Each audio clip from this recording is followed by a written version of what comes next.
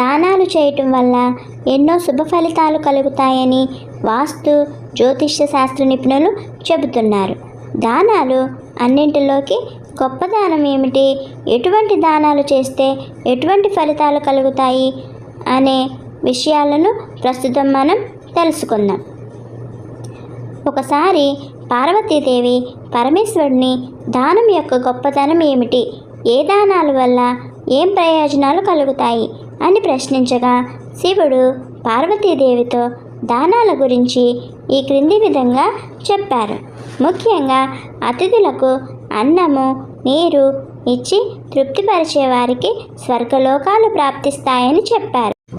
ఈ ప్రపంచంలో అన్నింటికంటే అన్నదానం గొప్పదని, ఆకలితో ఉన్నవారికి ఆకలి తీర్చడం కంటే గొప్ప పని మరొకటి లేదని పరమేశ్వరుడు పార్వతీదేవితో చెప్పారు. దానం చేసిన వారికి సద్గతులు ప్రాప్తిస్తాయని, అన్నము నీరు అన్ని జీవులకు ప్రాణాధారం కాబట్టి దానం చేయవలసిన వస్తువులలో అతి ముఖ్యమైనవి ఇవి అని పరమేశ్వరుడు పార్వతీదేవికి చెప్పినట్లుగా పురాణాలలో ఉంది. బంగారాన్ని ఎవరైనా దానం చేస్తే కూడా మంచి జరుగుతుందని, బంగారం అగ్నితో సమానం కాబట్టి బంగారాన్ని దానం చేయటం అగ్నిని దానం చేయటంతో సమానమని చెప్పారు. దానాలలో తర్వాత ప్రాముఖ్యత గోదానానికి దక్కుతుందని, గోవును బ్రాహ్మణులకు దానం చేస్తే ఆ గోవు శరీరంపై ఎన్ని రోమాలు ఉంటాయో అన్ని సంవత్సరాలు స్వర్గలోక సుఖాలు ప్రాప్తిస్తాయని చెప్పారు. కపిల గోవును దానం చేస్తే 21 తరాల పితరులు స్వర్గానికి వెళ్తారని చెప్తున్నారు. ఆ తరువాత దానాలలో ముఖ్యమైనది భూదానము. భూదానం చేస్తే భూమి ఉన్నంతకాలం స్వర్గ సుఖాలు ప్రాప్తిస్తాయని పరమేశ్వరుడే చెప్పారు. భూమి లోపల సకల సంపదలు ఉంటాయి కాబట్టి భూమిని దానం చేసిన వారికి సకల సంపదలను తిరిగి పొందుతారని చెప్తున్నారు. ఆ తరువాత దానాలలో గొప్ప దానం కన్యాదానం. కన్యాదానం చేస్తే యమధర్మరాజు ప్రీతి చెందుతాడని, కన్యాదానం చేసిన వారికి తేజస్సు యశస్సు కలుగుతాయని చెబుతారు. ఆ తర్వాత దానాలలో ముఖ్యమైనది విద్యాదానం. అయితే విద్యాదానం మాత్రం అర్హులకు మాత్రమే చేయాలని, విద్యాదానం చేసిన వారికి శాశ్వతంగా స్వర్గలోకం ప్రాప్తిస్తుందని చెప్తున్నారు. బట్టలు దానం చేస్తే అన్ని పీడల నుంచి విముక్తి. ఎవరినైనా జల ప్రవాహాలను దాటిస్తే మనం దుఃఖం తొలగిపోవటం, రహదారుల ప్రక్కన బాటసారులకు సత్రాలు కట్టించి ఆశ్రయం కల్పిస్తే సకల శుభాలు చేకూరుతాయని చెప్తున్నారు. అందుకే దానాలు సర్వశ్రేష్టమని పార్వతీదేవికి పరమేశ్వరుడు చెప్పినట్లుగా పురాణాలలో కనిపిస్తుంది. అలాగే పౌర్ణమి రోజున ఆలయాల ముందు భిక్షాటన చేసేవారికి వెండి లేదా బంగారు నాణ్యాలు దానం చేయటం వల్ల ఎన్నో అద్భుత ఫలితాలు ఉంటాయి. కడు పేదవారికి ఇలా బంగారం వెండి దానం చేయటం వల్ల ఆ దానాన్ని స్వీకరించే వారి మనసు సంతోషంతో నిండిపోయి వారు నిండు మనసుతో మనల్ని ఆశీర్వదించటం వల్ల ఏడాది పాటు ఇంట్లో సిరి సంపదలతో పాటు ఇంట్లో మనుషుల మధ్య ఎటువంటి కలహాలు లేకుండా ఏడాది మొత్తం సుఖ సంతోషాలతో జీవిస్తారు. దానం ధర్మం ఈ రెండింటికి మధ్య చాలా వ్యత్యాసం ఉంది. ఏ దానం చేస్తే ఎలాంటి ఫలితం లభిస్తుంది? దానం ధర్మం అనే మాట రెగ్యులర్గా వింటూ ఉంటాం, కానీ రెండింటి మధ్య చాలా వ్యత్యాసం ఉంది. ఇంతకీ దానం ఎవరికి ఇవ్వాలి, ధర్మం ఎవరికి చేయాలి? నీ శక్తి కొలది చేసే ద్రవ్య సహాయం కానీ వస్తు సహాయం కానీ ధర్మం అంటారు. ఇలా ధర్మం చేయటం వల్ల వచ్చిన పుణ్యఫలం సకల సౌఖ్యాలకు దోహదం చేస్తుంది. మంత్రపూర్వకంగా బ్రాహ్మణుడికి చేసేది దానం. దానం చేయటం వల్ల ఉత్తమ జన్మ లభిస్తుందని చెప్తారు. ధర్మం చేయడానికి పరిధులు లేవు, కానీ దానం చేయడానికి పరిధులుంటాయి. ఏది పడితే అది దానం చేయడానికి వీలు లేదు. శాస్త్రానుసారంగా దాన యోగ్యానికి కొన్ని ఉన్నాయి, వాటిని మాత్రమే దానం చేయాలి. వాటిని చతుర్విధ దానాలు, దశ దానాలు, షోడాశ దానాలు అని పిలుస్తారు. చతుర్విధ దానాలు చేసిన వారికి పూర్వజన్మ ఫలాలు నశించి ఈ జన్మలోనే సుఖంగా ఉంటారు.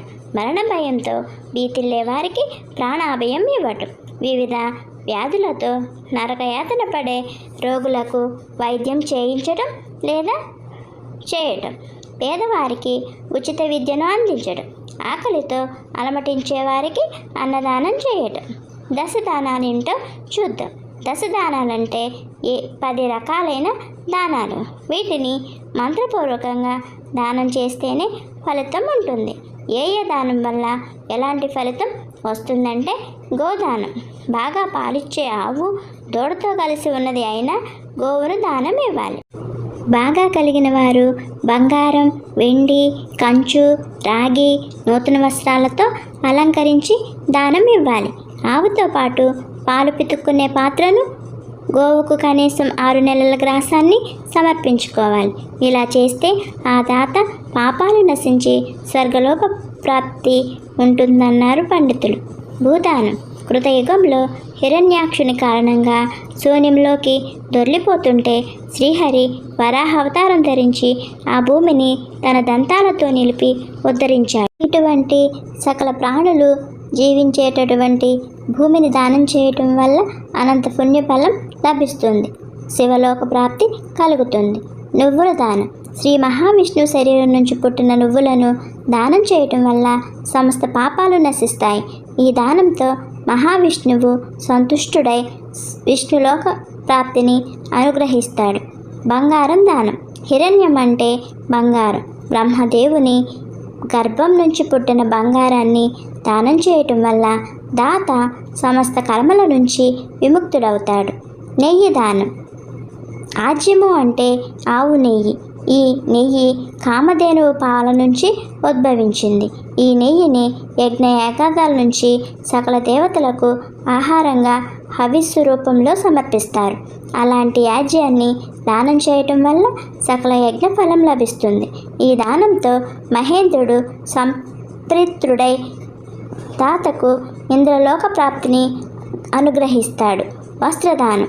చలి నుంచి శరీరానికి రక్షణ కలిగించేదే, మానాన్ని కాపాడేదే వస్త్రం. అలాంటి వస్త్రాలు దానం చేయటం వల్ల సకల దేవతలు సంతోషించి సకల శుభాలు కలగాలని దాతను దీవిస్తారు. ధాన్యదానం. ఆకలిని తీర్చేది ధాన్యం. అలాంటి ధాన్యాన్ని దానం చేయటం వల్ల సకల దిక్పాలకులు సంతృప్తి చెంది దాతకు సకల సుఖాలు కల్పిస్తారు.